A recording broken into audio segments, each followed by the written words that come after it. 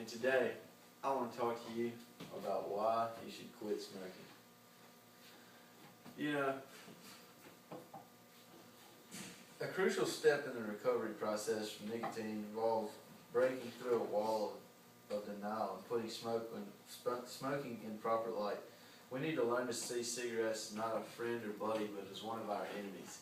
Cigarettes, you know, on commercials, they make cigarettes look cool or pleasurable. You know, they smoke them and it looks all cool, and everybody wants to do it.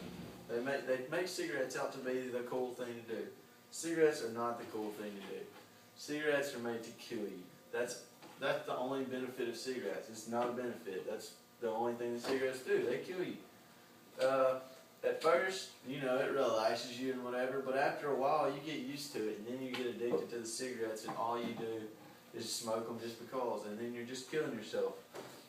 So I'm going to talk to you all about some facts that I've read online, and these are just facts that really will get to you of why you shouldn't smoke. There are 1.1 billion smokers in the world today. If current trends continue, that number is expected to increase to 1.6 billion by the year 2025. Worldwide, approximately 10 million cigarettes are purchased a minute, 15 billion are sold each day, and upwards of 5 trillion are produced and used on an annual basis. If we have that many cigarettes in the world that are being smoked today, that's awful. That's an awful thing. There's so many people that are smoking and damaging their bodies to get cancer.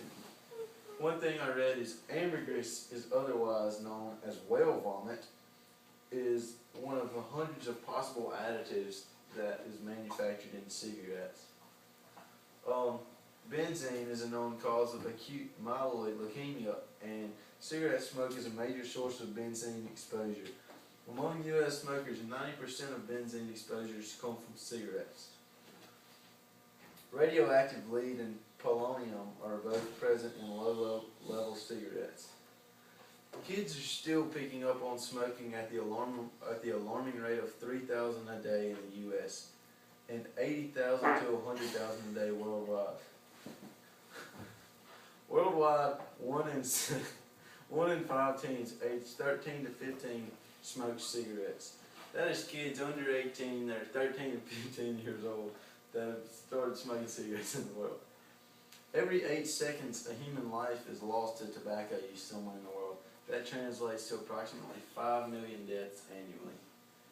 Tobacco use is expected to claim 1 billion lives in this century unless serious anti-smoking efforts make global level.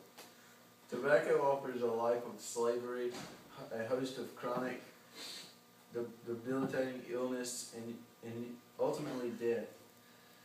And think about it, we pay big bucks for those benefits. I mean, it's sad but true. You have so many people and they smoke cigarettes, but seriously, all they're doing is killing themselves. All these additives that I just read that are in cigarettes that kill you.